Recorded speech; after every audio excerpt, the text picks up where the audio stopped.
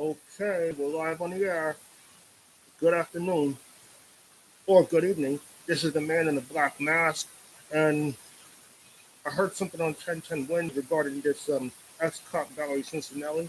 Yes, murder for hire ex-cop Valerie Cincinelli pleads guilty and faces 5 years in prison. Now, this is for obstruction and not the murder for hire charge that got dropped because she was facing 10 to 20 on that charge. She couldn't live with that, so she pled guilty to the top felony count, the 5-year felony.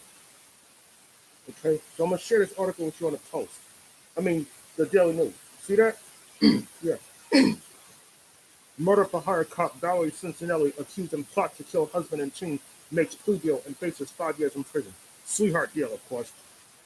At least she'll still get to see her son. Her son, meanwhile, will be in junior high school, so she should consider herself lucky. She's a lucky bastard on that note. The NYPD officer accused of plotting to kill her estranged husband, as well as her new lover's daughter, in a bizarre hitman for hire scheme, pleaded guilty on Friday, which is today, to obstruction of justice charges in the twisted case. Again, she's a lucky bastard. Valerie Cincinelli, 36, who had been charged with murder for hire, now faces up to 63 months in prison after admitting to deleting messages related to the plot, said U.S. District Court Judge Joanna Siebert. The ex-cop has been behind bars since her arrest in 2019, when her crazy plan first came to light, and resigned from the NYPD in disgrace last month. Well, even though she resigned, she still can't get a pension because she's a convicted felon. So basically, she just fucked herself. So her only source of income will probably be Social Security if she qualifies. Now, this is what Valerie Cincinelli had said. For 2 years, I haven't seen my son, she said in federal court, weeping after pleading guilty. Crocodile tears, of course. She just tried to have two people whacked. Her husband and her teenage stepdaughter. Piece of shit.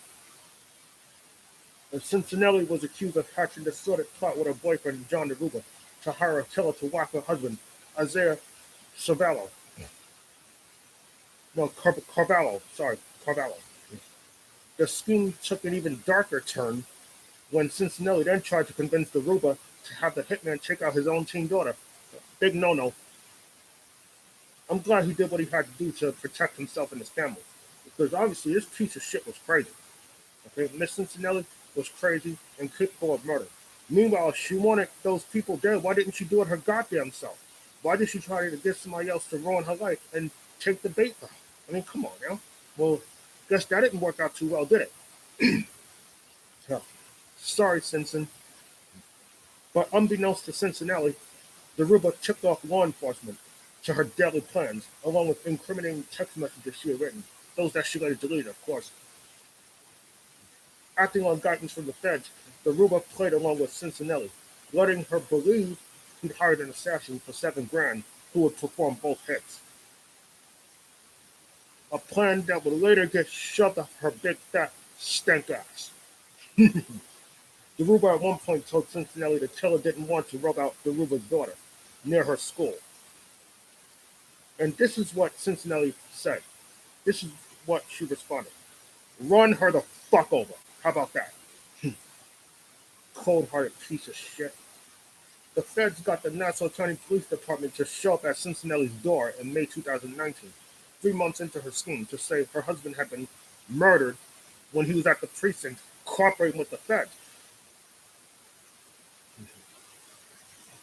So I wouldn't call him a rat, but I'd rather call him a protector, okay? He had to do what he had to do for himself and his family, okay? His daughter's ass was at risk, and so was he, DeRuba, okay? I would have done the same thing myself. But don't label me no rat, but call me a hero or a guardian angel. But do not call me a fucking rat just because I did what I had to do to protect myself and my kid.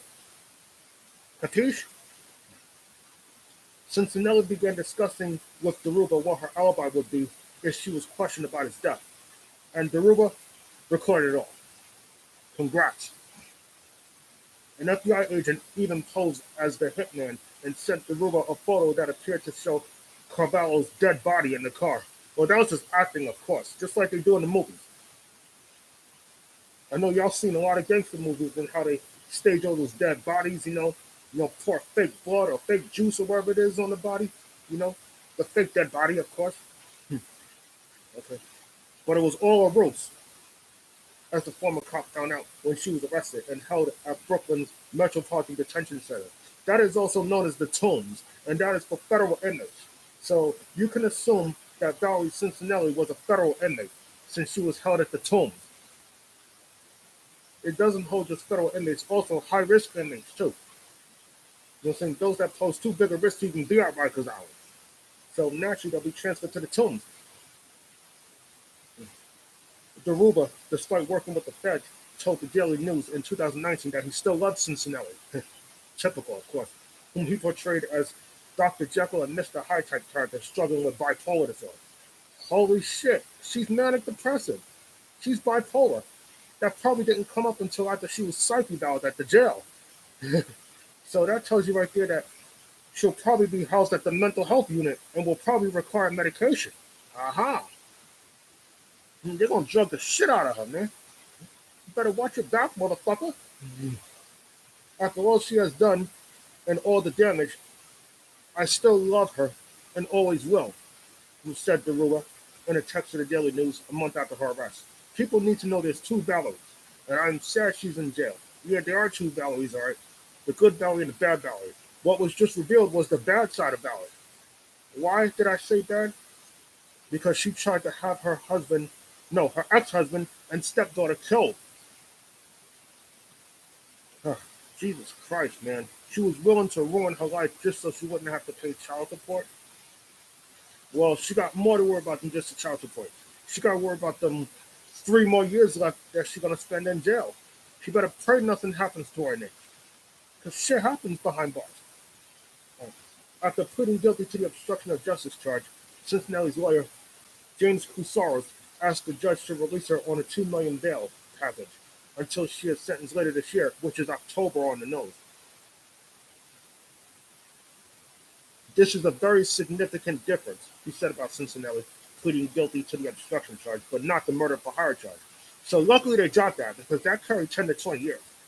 Then at which point she would have had to stay in custody until she was either 45 or 55. But she can now stay in custody until she's 40. Okay, which isn't too far away because she spent 2.5 years locked up at the Tombs. So she got nothing to lose unless she fucks up in prison, of course. The feds say they will dismiss the murder for hire charge at Cincinnati sentencing, but that she should remain incarcerated until then. She's too big a security risk, so I wouldn't blame the feds for refusing bail. There's been no change that eases the court's or government's concerns relating to the risk posed by release, said Anthony Bagnuola, an assistant U.S. attorney on the case. The case was assigned to Siebert after the original judge in the case, Judge Sandra Feuerstein, was struck by a deranged motorist and killed in Florida earlier this month. So, since that motorist was deranged, this tells you right there that this was road rage. The original judge was killed in a road rage incident, which didn't really affect Cincinnati's case at all, other than they had to, assign another judge to take over the case. So, nothing really happen in particular that would have changed the whole case of this. It wouldn't have changed nothing. Long story short, nothing would have changed. Even though the original judge that presided over the case was killed in a road rage incident, nothing changed. Everything stayed the same. Siebert did not immediately release Cincinnati, but asked the government to respond to the bail motion. Now, I gotta admit, man, Cincinnati is gonna have like 3.5 years to think about what she did and think about what could have happened had the actual murders took place. Now, that would have really been on her head, and she probably would have been looking at the death penalty. Had anything happened to either her ex-husband and or her stepdaughter, she'd have been fucked for life. She'd be looking at either lethal injection or life without parole. Now, she's a lucky bastard that it didn't even get that far. That the FBI got to her ex before the actual hitman did and did the dirty work, and them both would have went down in flames. Well, I just hope nothing happens to Valerie in prison, man, because she got a son, and yet she gives a fuck about a son, but yet all of a sudden, 2 years ago, she was accused of abusing the boy, who was no more than like 5, 6 years old or some shit, give or take. Now he's about 7 or 8, and by the time Cincinelli makes parole, her son, meanwhile, will be in junior high school, 12, 13 years old. I'm sure all of us remember our experiences as 12, 13-year-olds growing up. Some of us had good 12s and 13s, some of us didn't.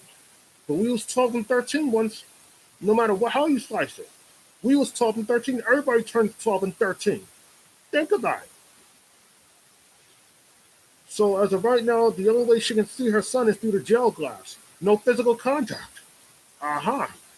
You see, these guards, man, they don't allow you to fucking embrace nobody inside that cell. They won't say nothing if there's a window blocking it, but if there's no windows, do not expect to embrace your friends or your family or your spouses or your kids or your grandkids. They're not going to let you fucking do that.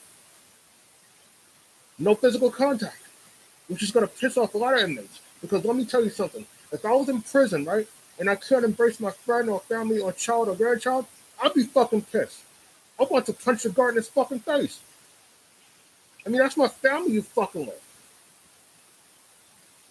It's bad enough that they go through your letters and shit before they ship it to the desired address. They fucking open up the mail and everything prior to distribution.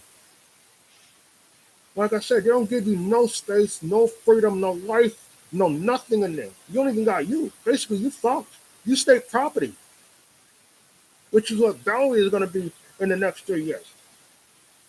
So luckily she don't have much time left. She's lucky she going to get out a little soon. But she's still going to sit inside that cell and think about the lives that she ruined, including her own. Even her stepdaughter, who knows what the hell she's going through. I mean, she's 15 now and in high school, and I'm sure she's haunted by what her former stepmother could have actually had done to her. And if I was that girl, I'd be pissed too, and I'd be traumatized. I'd probably be on the verge of PTSD and anxiety. Because let me tell you, this motherfucker tried to have me killed for no reason. And you want me to feel good about it? Come on, man. Come on, son. That's not right, man. That is just not cool, man. Cincinelli was willing to pull a Ray Caruth because she was in the midst of a nasty divorce involving her soon-to-be ex-husband. And as y'all remember with the Ray Caruth case, this was late 99. He had Sharika Adams killed over child support money because Sharika was going to have this kid, Ray didn't want the kid. Ray wasn't ready to be no father. All he ever gave a fuck about was the money. So to prove his point, he had to hire a hitman, Danbert Watkins, to whack Sharika. But she didn't die right away. She died about a month later, December. I'm saying she didn't get to see 2000. But Ray did. But in a jail cell. And later on in prison. Well, he's out now. You don't hear nothing much about him, other than his son is disabled, and yet he wants to try to get back to his son. Fucking idiot. Trust me, if I was the guy that Ray shot, I wouldn't want nothing to do with my dad. I wouldn't even want nobody mentioning his name around me. My dad tried to have me killed, and you want me to kiss his ass? Get the fuck out of here. I sure hope that, Valerie Cincinelli's son, will probably forgive her for what she put him through. And all other events that might have led to the incarceration on her behalf. And I sure hope that her son doesn't develop mental problems because of the trauma of this case and everything else, Because a legal case can be just as traumatizing as an actual event itself. Because I had a case that stretched almost 5 years. I know what that feels like. I know what these courts are capable of doing to people like us. But I know a lot of you is thinking, right? What if Miss Cincinelli was black? Would the story have been told any differently? Or would the net result be the same? Because the courts have a way of throwing books at black defendants that darken the courtroom doors. Okay? I'm glad I didn't have to go through that, but I could have been a casualty of war on a criminal justice event. I could have easily been a harsh, draconian prison sentence statistic. Just like Centoya Brown, who whacked her rapist in self-defense and still got 15 years. Well, she actually got 50, but then she got paroled in 15 years. This is August 2019. Cincinelli, she ain't going to have much time left to serve. but she gonna have a lot to think about too. She knows she fucked up, and she did all this shit. She was willing to risk life in prison or the death penalty just so she can keep her money, just so she don't have to child support or nothing like that. All she gave a fuck about was the money, and look where it got her: 5 years in prison. So no pension, no freedom, no son, no nothing. Basically, she just stripped naked, literally. Okay, she got nothing. She don't even got a fucking self. Is that clear? She is a ward of the state property. Okay, she spent 2.5 years in the tombs. Well, now she's going to spend about 3 more years in state prison. You know what I'm saying? Either Albion or Bedford Hills Correctional, who knows? But since she is a federal inmate, she probably won't be listed in the prison database. Because they got a special database reserved for federal inmates, and she'll probably make the roster. So don't expect to find her on the local prison records. Not for a federal inmate like her. Damn, son. I do admit the federal court system is just as harsh as the state prison system. And there's no parole in the federal justice system. Come on. Well, the only reason she qualified for parole because she's not serving life, let alone murder. Okay, it's just that amended felony count of obstruction of justice. So she took that felony so she wouldn't take the 10 to 20 murder for hire charge had it went to trial and she got convicted. The judge, whoever he or she is, would have threw the book at her regardless. She would have had the book thrown at her. Has she been dumb enough to take this shit to trial? Now you ought to think about that. Miss Cincinelli did the right thing. Not just for herself, but for her family. She spared the family and everybody else involved, including the detectives, from having to testify at her trial. Because it would have looked nasty on her. She would have got pissed on and shitted on. She would have had a shitstorm rain on her. Now, I can promise you that. And trust me, if I was given a plea deal, right, I probably would take it. Who knows? I will only take the plea deal if I have no way out. If I have a way out, then I'm going to trial. So I know a lot of you can think that too, okay? If I have a case and these jackasses try to plead me out when they know that I have a case, I'm going to nix the plea deal and I'm going to go to trial. And if I have to testify, then I'm going to testify. But I'm going to tell the truth no matter what. Do anybody follow? Oh, sure y'all do. So Miss Cincinelli is slated to be sentenced in October, okay? Which is 6 months on the nose, okay? So April's the 4th month, and you add 6 to that, you get 10, and 10 is October. October is the 10th month of the year containing 31 days. Right now, we're in the 4th month of the year containing 30 days, and that's April. So if I hear any more about the Cincinelli case that I'd like to share with y'all, I'll get it out, okay? Anyway, thank you for listening to the Man in the Black Mask. Don't forget to like and subscribe and drop a question underneath the screen and tell me what you think about this bizarre case, man, because this has caused quite a firestorm indeed. No doubt, okay? And I definitely will be sharing with you the sentencing if I read the article and I'm able to get it and share it with you, okay? Because I love cases like these. I love to read and share my opinions about stories like this. That's why I signed up for this channel. The Man in the Black Mask likes to voice his political views on certain current events. A lot of that stuff hits close to home, too, so that's really important. So I know I made the right choice. And hopefully you will, too, by liking, subscribing, and dropping a question underneath the screen. Because I love to chat with each and every one of you. I can deal with your reasoning for as long as I can deal with your logic. Okay? I appreciate y'all supporting me. So if I have another story, I'll get it out later on. Until then, good luck, be well, and have a good day. Thank you.